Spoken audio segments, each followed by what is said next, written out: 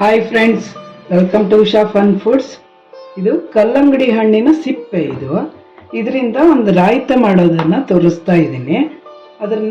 ಈ ಗ್ರೀನ್ ಸಿಪ್ಪೆನ ತೆಕ್ಕೊಂಡು ಸಣ್ಣಗೆ ಹೆಚ್ಚಿಟ್ಕೊಂಡಿದ್ದೀನಿ. ಇದನ್ನೀಗ ಒಗ್ಗರಣೆಗೆ ಹಾಕ್ತೀನಿ.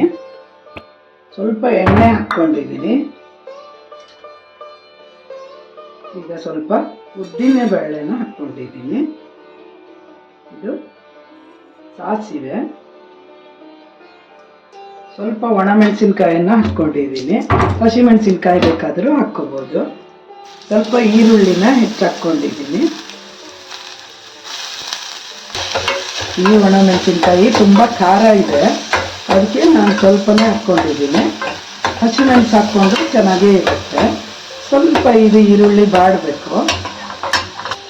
ಈಗ ಹೆಚ್ಚಿಟ್ಕೊಂಡಿರೋ ಕಲ್ಲಂಗಡಿ ಹಣ್ಣಿನ ವೈಟ್ ಭಾಗವನ್ನು ಹಾಕ್ಕೋತಾ ಇದ್ದೀನಿ.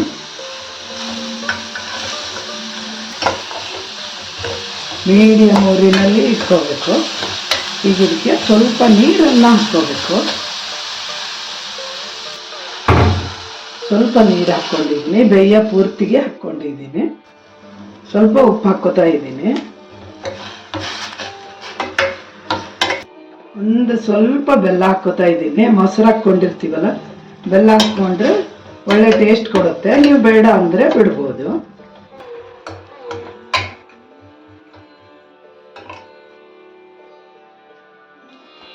ಈಗ ಇದು ಚೆನ್ನಾಗಿ ಬೆಂದಿದೆ. ತಣ್ಣಗೆ ಆರಕ್ಕೆ ಬಿಡಬೇಕು ಇದನ್ನು.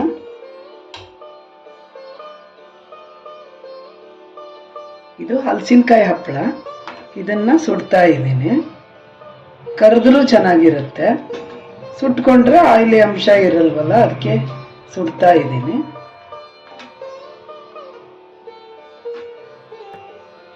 ಈಗ ಹಪ್ಪಳ ಸುಟ್ಟು ರೆಡಿಯಾಗಿದೆ. ಈಗ ಇದು ಬೇಯಿಸ್ಕೊಂಡಿರೋದು ತಣ್ಣಗೆ ಆರಿದೆ.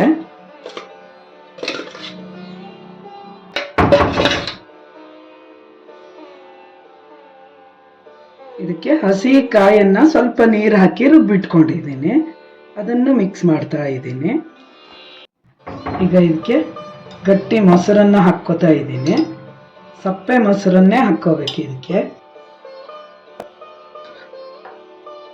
ಈಗ ರುಚಿ ರುಚಿಯಾದ ಕಲ್ಲಂಗಡಿ ಹಣ್ಣಿನ ಬಿಳಿ ಭಾಗದ ಮೊಸರು ಬಜ್ಜಿ ರೆಡಿಯಾಗಿದೆ ಫ್ರೆಂಡ್ಸ್.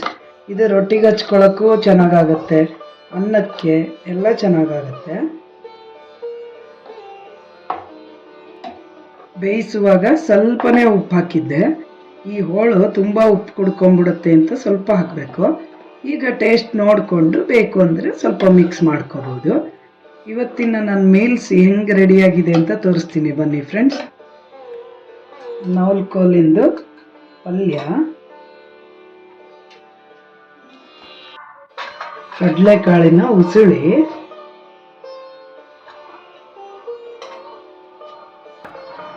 ಕಡಲೆಕಾಳು ಉಸುಳಿನ ಬೇಯಿಸುವಾಗ ಅದರಲ್ಲಿ ಬಂದಿರೋ ನೀರಿಂದ ಸಾರು ಮಾಡಿದ್ದೀನಿ. ಕಟ್ಟಿನ ಸಾರು, ಮತ್ತು ಕಲ್ಲಂಗಡಿ ಬಿಳಿ ಭಾಗದಿಂದ ಮಾಡಿರೋ ರಾಯ್ತ,